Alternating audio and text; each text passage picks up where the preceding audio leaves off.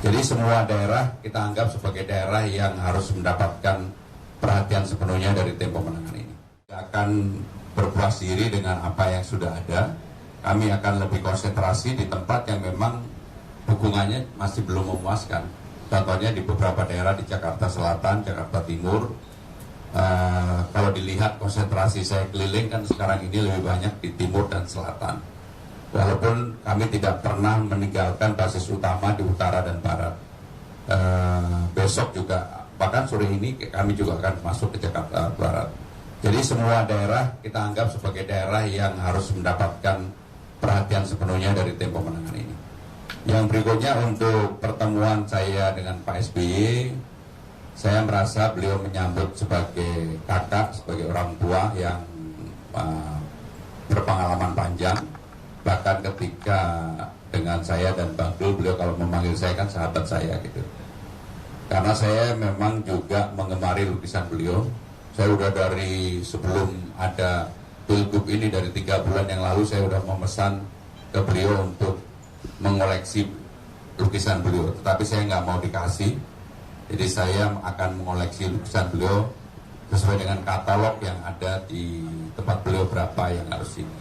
Karena saya betul-betul mengapresiasi dan lukisannya luar biasa, di luar dugaan. Menurut saya lebih baik, lebih bagus daripada yang dilihat di media atau melalui TV. Itu yang ingin kami sampaikan. Untuk pertemuan dengan Mas Anies, Pak Jokowi, dan juga Pak Prabowo, tentunya kami akan agendakan yang dalam waktu dekat yang akan kami lakukan adalah bertemu dengan Mas Anies, karena memang udah waktunya untuk bertemu dengan Mas Anies. Kalau dengan Pak Jokowi, walaupun minggu depan saya ketemu, tapi ketemu personal, bukan ketemu sebagai calon.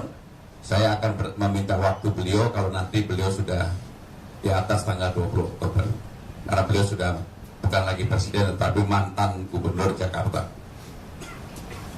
Selamat siang Mas Pram, saya Agnes dari Berita 1.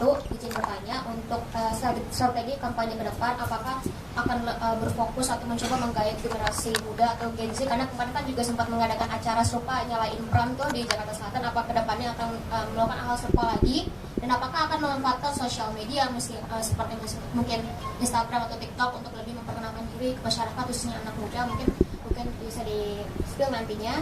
Kemudian kemarin juga kan Mas Pram juga sempat menjawab berbagai macam keluhan atau masukan dari masyarakat, terutama soal Persija, kemudian soal akses ke JIS dan sebagainya. Nah, apakah hal-hal itu nantinya bakal menjadi penekanan saat Mas Pram memperkenalkan diri kepada masyarakat? Ya, terima kasih. Yang pertama, tidak bisa dipungkiri bahwa cara berkampanye dari waktu ke waktu harus ada perubahan. Saya belajar banyak. Karena sebelumnya mungkin ketika saya menjadi orang terdekat yang mendampingi Pak Jokowi maupun Bu Mega pada waktu maju sebagai presiden, pertarungan pada waktu itu berbeda dengan sekarang. Dan saya juga sudah melakukan survei khusus untuk Gen Z dan milenial yang tidak kami publish.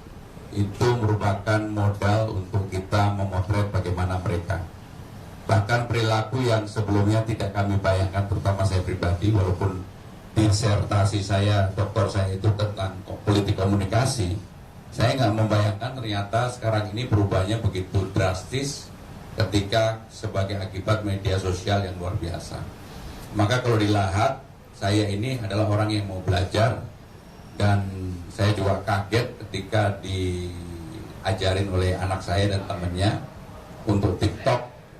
Kalau dilihat TikTok saya, yang menjawab apa yang mengkritik bahwa saya adalah dianggap sebagai orang siapa, saya jawab dengan apa, ternyata responnya luar biasa. Sehingga dengan demikian ini proses pembelajaran yang kami jalankan, dan bagi saya harus mengupdate itu. Maka kalau dilihat TikTok saya, Instagram saya, maupun Twitter saya sekarang ini totally berubah. Tidak lagi yang konvensional dengan gaya Pramono Anung. Walaupun Bang Dul, silakan Bang.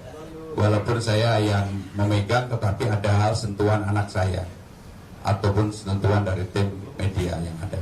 Itu yang ingin kami sampaikan.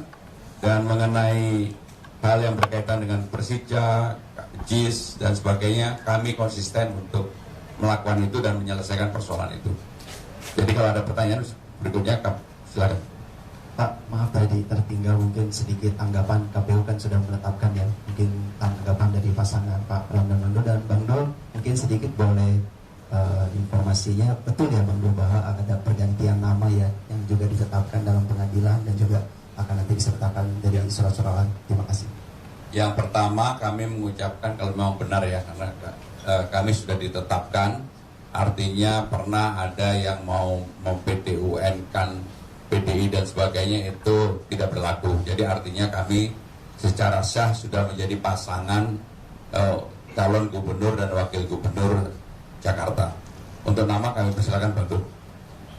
Ya, terima kasih Mas Pram. Betul teman-teman sekalian, nama saya tidak berubah tapi bertambah. Ada 3 komponen tadi, Rano Dul Karno atau Rano Karno Sidul.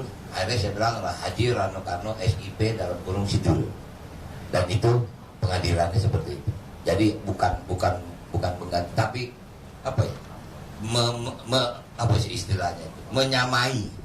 Kalau Sidul adalah Rano Karno adalah Sidul. Intinya seperti itu. Nanti bisa dilihat hasil dari pengadilan. Itu. Cukup? Teman-teman? Silakan. Kalau cukup, oke. Makan siang dulu deh. Yuk, silakan.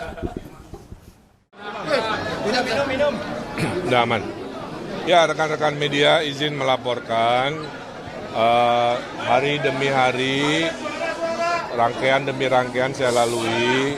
Salah satunya adalah sekarang sejumlah 64 kelompok relawan sebanyak itu ya, dan ormas dari berbagai wilayah Jakarta, dari skala RW kelurahan sampai skala kecamatan-kecamatan mendeklarasikan dalam acara deklarasi dukungan berhimpun dalam kelompok forum silaturahmi Bang Emil teman kita, kira-kira begitu. Jadi Bang Emil teman kita itu nama forum silaturahmi dari sebanyak 64 relawan dan ormas. Salah satunya memang diinisiasi oleh Pak Sanusi dan kelompok-kelompok yang lain. Saya mengaturkan terima kasih. Sepulang dari sini sudah saya perintahkan bekerja, mengkampanyekan kepada keluarga, tetangga, teman, dengan belusukan media sosial, ketemu tokoh, event, dan lain-lain. Mudah-mudahan setelah besok ada penomoran dan tanggal 25 hari kampanye pertama dimulai, gerakannya sudah mulai nyata karena sudah masuk masa kampanye selama 2 bulan. Waktunya sangat pendek, mudah-mudahan pasangan Ridho bisa meraih kemenangan dalam 1 putaran, di mana mayoritas dukungannya datang dari elemen-elemen masyarakat sendiri. Baiknya terkait prosesnya gimana Bang? Untuk kan sebentar lagi kampanye ya? Iya, itu ada di Pak Riza, sebenarnya udah selesai, tinggal tanya beliau aja kalau minta detailnya. Konfirmasi berarti tinggal pengumumannya? Tinggal pengumumannya udah selesai. Hah? Oh, nggak ada, nomornya sama aja. Waktu wali kota saya nomor 4, waktu pilgub saya nomor 1, menang-menang aja. Jadi tidak ada angka-angka spesial ya. Kalau dari Kimpas? 200 juta tuh, dan itu kan tiap tahun Pak. Dengan RW ada 2000 sekitar 2000-an di Jakarta, itu cukup nggak sih APBD-nya Pak? Mana? Dulu wali kota Bandung aja bisa 100 juta per RW. Apalagi Jakarta dengan anggarannya udah dihitung aman. Ada permintaan sendiri nggak Pak RK dari Kimpas Pak RK? Soal program Kang Emil yang meminjamkan uang tanpa agunan atau kredit mesra kepada masyarakat, itu kan dikritik katanya menumbuhkan semangat pinjol atau pinjaman-pinjaman seperti itu Kang, berhutang gitu. Nah Kang Emil menjawab keresahan ini bagaimana Kang? Justru itu jawaban supaya mereka tidak kepinjol, dikelola oleh pemerintah. Kalau diserahkan kepada hukum pasar, mereka jadi korban pinjol. Untuk melawan pinjol, maka pemerintah mengorganisasikan cara-cara pinjaman yang bisa dikendalikan dengan baik oleh peraturan pemerintah. Kedua, sudah saya buktikan, bukan gagasan baru. Silahkan Google, namanya Kredit Mesra Jawa Barat. Tadi di KPU katanya bakal ada 3 debat nih, Bang. Ada persiapan nggak sih untuk masalah? Udah 2 kali pilkada, tiap pilkada 3 kali debat, kali 6 berarti udah pernah 6 kali debat. Jadi persiapan yang penting saya berbasis data, berbasis solusi, berbasis pengalaman. Strategi khususnya nggak? Nggak ada, yang penting doain sehat aja. Terakhir, PON kemarin Jawa Barat mengalahkan DKI, seperti apa tanggapannya? PON, Pak. Ya namanya juga PON, ada menang ada kalah. Jadi ya biasa aja itu mah. Setiap daerah berusaha semaksimal mungkin. Kalau saya Gubernur Jakarta ya berusaha semaksimal mungkin supaya juara, itu aja. Dulu di zaman sebelumnya ya saya berusaha jadi juara. Dan alhamdulillah dikabulkan. Mudah-mudahan jadi Gubernur Jakarta, Jakartanya juga juara. Amin.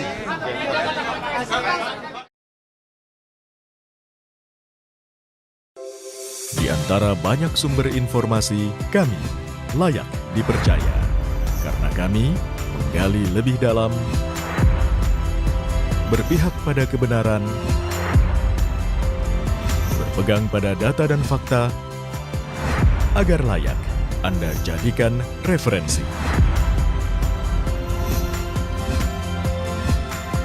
Kompas TV, independen, terpercaya.